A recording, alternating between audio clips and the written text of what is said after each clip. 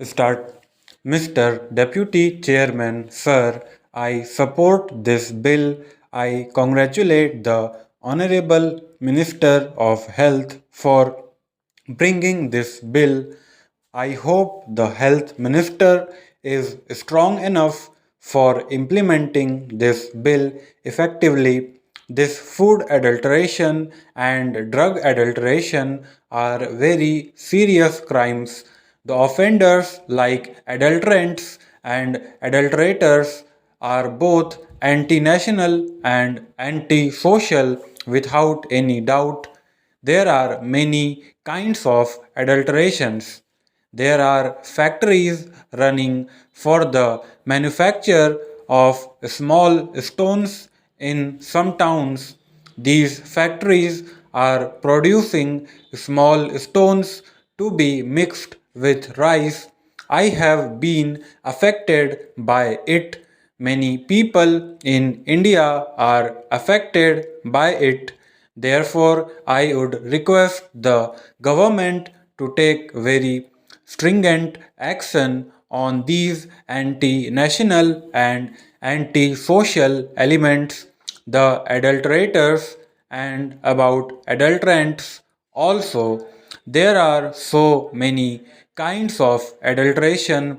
There is adulteration in milk. Nowadays, I cannot say whether the milk vendors are pouring water into milk or they are actually pouring milk into water. This is the extent of adulteration. I have seen it in many cities and also in villages. There is adulteration in tea leaves and in coffee powder. There is adulteration in mutton by mixing beef. There is adulteration in ghee. You are all aware of these things. There is adulteration in cold drinks also. Adulteration is no doubt a serious crime. It should be out to a stop by the government under these special circumstances. Under the present government, I would like to ask the Honorable Minister to advise the governors in the states to implement the provisions of this bill very strictly and to punish adulterators in rice and in many essential commodities. Even in drugs, there is adulteration. Many children, men, and women are killed on account of large scale adulteration, but the action is very poor. The baby food is also adulterated. In the case of drugs, I would request the Honorable Minister to bring an amendment in the Drugs Act to punish severely the adulterators in drugs, to give the maximum punishment of death sentence to the offenders under the Drugs Act for killing human beings. As my honorable friend very correctly pointed out, the adulteration is not an offense which is suddenly committed by these people.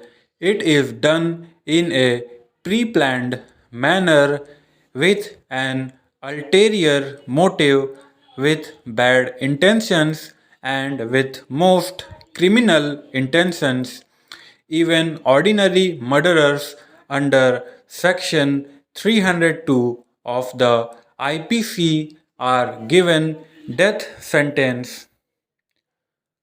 I hope when a case is detected, tried, and proved of a grave act of adulteration, then the punishment must be definite, heavy, and exemplary, because unless the punishment is exemplary, it will not act as an effective deterrent.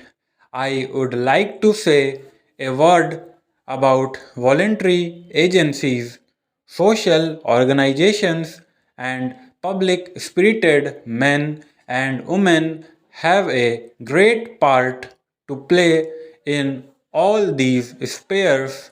I hope the government will do everything in their power to see that voluntary agencies and the public spirited individuals are given all encouragement and assistance, because although the state's hands is bound to be and must be a watching hand on checking the evil, and it has to be a helping hand, the responsibilities must be greater and stronger.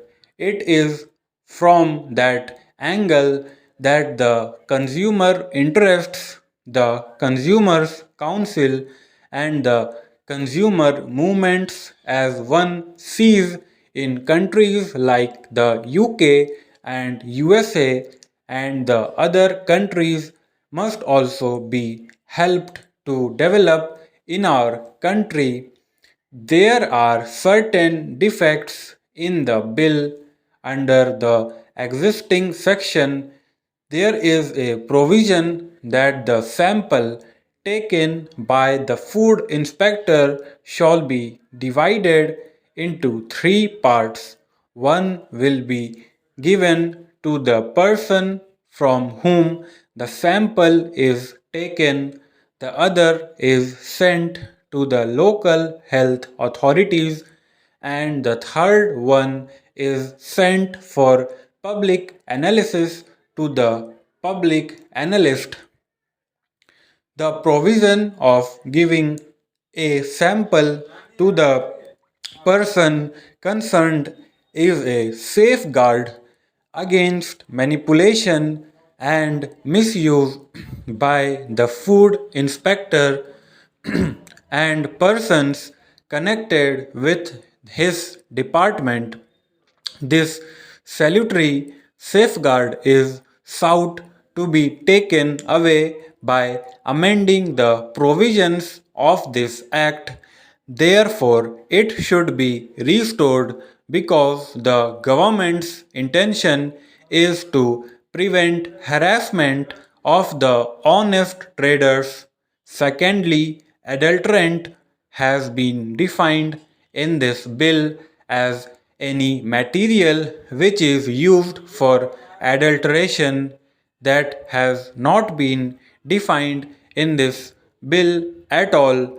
Only adulterated article and adulterated food have been defined, and even if water is mixed with milk, then water is used as an adulterant for adulteration of milk. Now, therefore, if water is stored, it will also fall within the definition of adulterant. If sugar is mixed in burfi in excessive quantity and the khoya is not mixed as prescribed, then sugar can also be said to have been used as an adulterant. Therefore, my submission is that there is no necessity of defining adulterants afresh in this bill.